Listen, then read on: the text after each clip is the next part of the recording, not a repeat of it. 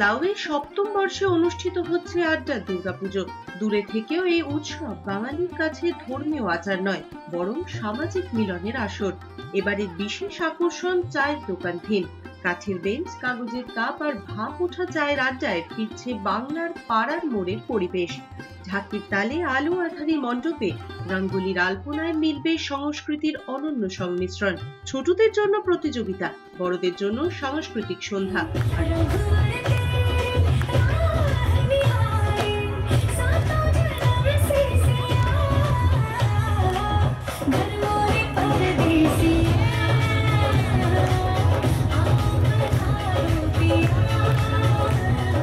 আর বিজয়ের রাতে লগ্নজিতা চক্রবর্তীর গান প্রবাসীদের ভাসাবে আবেগে। আড্ডার পুজো তাই কেবল পুজো নয়, এ এক মায়া, এক স্মৃতি, এক ঘরে ফেরার আনন্দ।